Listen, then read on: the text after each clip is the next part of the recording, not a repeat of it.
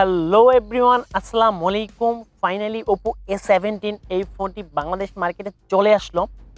এই ফোনটির হাইলাইট বিষয়টি হচ্ছে 15 মেগাপিক্সেলের camera, 5000 mAh battery, IPX4 water resisted. সব মিলিয়ে এই ফোনটি কেমন হবে সেটি আজকের ভিডিওতে বলবো। তো চলুন শুরু করা যাক।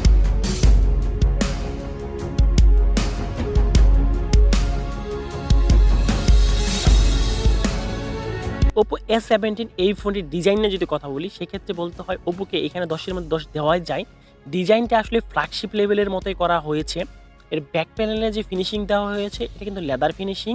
ফর দ্য ফার্স্ট টাইম এই প্রাইস সিগমেন্টে ওপো একটা লেদার ফিনিশিংয়ের ফোন নিয়ে আসলো, যেটা দেখতে অনেকটা প্রিমিয়াম লাগে। ইভেন হাতের ক্যাশ ফিঙ্গারপ্রিন্টের ছাপ পড়ে না। পুরো বডি ফ্রেমটা প্লাস্টিকের তৈরি, কিন্তু এটা ফ্ল্যাট ফ্রেমে তৈরি হওয়ার কারণে দেখতে গর্জিয়াস লাগে। ফোনটি ডিসপ্লে হিসেবে ইউজ করেছে HD+ রেজুলেশন 6.56 ইঞ্চি, পিপিআই হচ্ছে 269। সব মিলিয়ে আসলে এই ডিসপ্লেটা কন্টেন্ট ওয়াচিংটা অনেক ভালো ছিল। ইনডোরে ব্রাইটনেসটা ভালো পাবেন, আউটডোরে কিছুটা শার্পনেসের ঘাটতিটা পেয়ে যাবেন। ফোনটিতে ক্যামেরা হিসেবে ইউজ করা হয়েছে 15 মেগাপিক্সেল এই প্রাইস সিগমেন্টে, যেটা aperture 1.8। 2 megapixel micro lens use করা হয়েছে, যেটা কোনো ধরনের কাজের না। ফ্রন্টে সেলফি হিসেবে পেয়ে যাবেন 5 মেগাপিক্সেল। আসলে ওপো সবসময় সেলফি হিসেবে একটা জোরালোভাবেই নজর দিয়ে থাকে, সেক্ষেত্রে এই ফোনটাতেও 5 মেগাপিক্সেল থাকলেও সেলফির যে ডিটেলসটা অনেক ভালো পেয়ে যাবেন। ইভেন এটা কিন্তু HDR-এ ফটো তুলতে পেরেছিলাম, সেক্ষেত্রে কিন্তু HDR-টা ভালো মতো ধরতে পেরেছিল। তো চলুন দেখে নিই কিছু ফটো।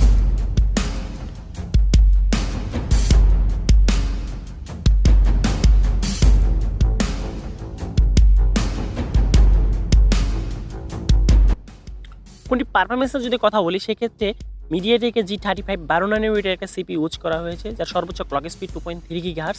এটা কিন্তু একটা পরীক্ষিত সিপিইউ, এর আগেও অনেক ফোন ইউজ করা হয়েছে। এই প্রাইস সিগমেন্টে আসলে এই সিপিইউটা আসলেই যায়, এর চেয়ে বেটার কিছু আসলে আশা করা যায় না। এখানে যদি আপনার ফ্রি ফায়ার খেলেন, সেক্ষেত্রে স্মুথলি রান করতে পারবেন। আপনি যদি পাবজি খেলতে চান, সেক্ষেত্রে কিছুটা ল্যাকিংটা দেখা দিতে পারে। তাছাড়া কিন্তু নর্মালি যে গেমগুলো আছে সেগুলো আমি অনেক স্মুথলি রান করতে পারতেছিলাম।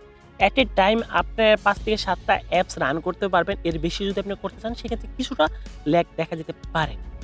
ফোনটিতে আপ টু 8GB র্যাম পেয়ে যাবেন, 64GB স্টোরেজ পাবেন। ওভারঅল ফোনের যে পারফরমেন্স বলা যায়, এটা প্রাইস সিগমেন্ট অনুযায়ী অ্যাভারেজ। তাছাড়া কিন্তু একটা কথা বলে রাখি, এই ফোনটিতে আপনি যেই ব্যাপারটা হতাশ করবে সেটা হচ্ছে টাইপ বি। এই প্রাইস সিগমেন্টে টাইপ সিটা যদি পেয়ে যান, সেক্ষেত্রে কিন্তু অনেকটা ভালো হতো, বা অনেক ব্র্যান্ডই এই প্রাইস সিগমেন্টে টাইপ সি দিচ্ছে। ওভারঅল বাজেট সিগমেন্ট অনুযায়ী অ্যাভারেজ। তো সব কিছুই আসলে ঠিকঠাক। আপনাদের কাছে কেমন লাগলো সেটাও কিন্তু কমেন্ট বক্সে জানাবেন। তো আজকের মতো এইখানে দেখা হবে ফিউচার।